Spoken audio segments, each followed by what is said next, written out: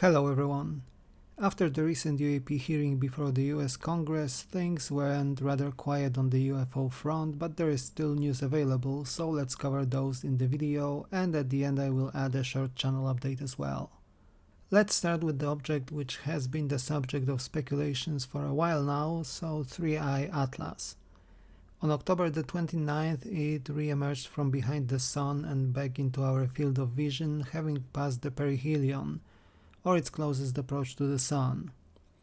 People were anticipating potential acceleration, hinting at the object being technological in nature. It actually did accelerate, and even slightly more than was supposed to be naturally possible, but the difference was so small that given the composition and the interstellar origin of the object, it's not unthinkable. Some claims emerged stating that a smaller object can be seen accompanying 3I Atlas. Some alien enthusiasts claim it's a probe launched by the bigger object. Personally, I think that due to outgassing and release of more volatile materials, the main object did crack a little and released a smaller rock, and now the two are following approximately the same trajectory. And don't get me wrong here, I'd be the first and the happiest person to scream it's aliens from the rooftop, but 3I Atlas just doesn't make the cut. It is unusual, even highly so, but it is still 99.99% a natural object, a comet. Next, we are awaiting the major documentary called The Age of Disclosure, featuring many high-ranking politicians, including Marco Rubio, military and intelligence personnel, scientists, and so on. It is hoped to hit the mainstream and has indeed done so already. It was covered by none other than Bill Maher in his show, which saw an interview with the director Dan Farah, and the movie itself and the topic were treated in all seriousness. This notion is probably reinforced by the recently published paper by Dr. Beatrice Villarroel, which I have recently covered in another video. Speaking of documentaries on aliens, James Fox, the director who already has several very decent investigative documentaries regarding alien life and UFO crashes under his belt, is revisiting the 1996 case of a UFO crash and a live alien recovery in Virginia, Brazil. This time he managed to get in touch with the neurosurgeon who allegedly treated the capture and live alien being in 1996. So we should expect the movie called The Moment of Contact Part 2 sometime soon. You can find a link to the trailer in the comments down below.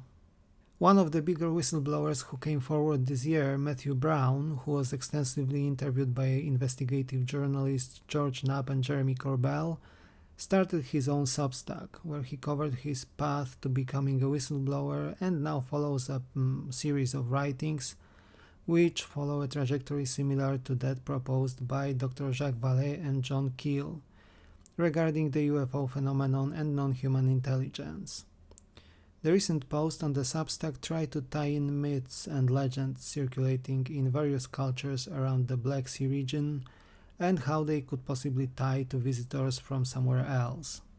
Most recently, the same journalists, namely Jeremy Corbell and George Knapp, have stated publishing their interview with Dr. James Lakatsky, who helmed the OSAP project studying UFOs in 2010s, following in the footsteps of earlier research done by the Buzz Group sponsored by Robert Bigelow, the aerospace tycoon from the USA.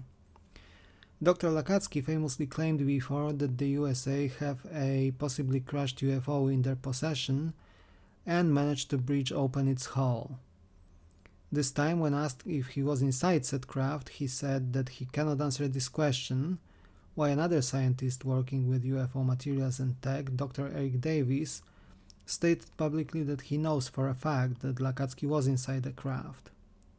In my opinion, this could be the source of the statement provided in 2023 by the whistleblower David Grush, who said that the anomalous properties of the craft include its interior being many times the size and volume of its exterior. How would he know that if someone hadn't entered the craft before? And last but not least, the drone wave over Europe continues.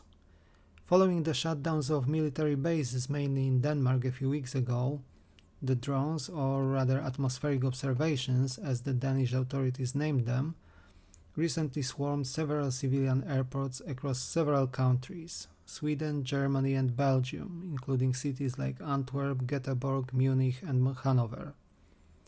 The situation in Belgium also now includes sightings over military bases, installations, and nuclear assets, including a nuclear power plant.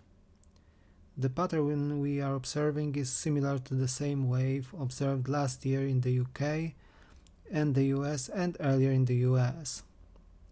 The drones are quite big and seem to hover for a long time over a specific location without the ability to track them, find their source and their controller. No attempts at shooting them down were undertaken either. And finally, a brief channel update. As you may have noticed, my uploading frequency has dropped down lately. Quite frankly, real life came in the way. The last several weeks saw a massive spike of workload for me and a change of schedule, leaving me with scarcely any time to spare, and hence the reduced number of posted videos, especially those where I talk, as these take longer to make. I also started uploading sounds of various planets and moons as side content, and these, especially the shorts, seem to be quite popular and give the channel visibility, so I will continue releasing those as long as we have cosmic bodies to work with.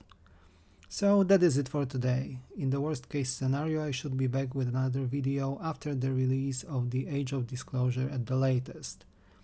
Thank you for watching, like and subscribe if you enjoyed the content, and I will see you soon in another video. Take care.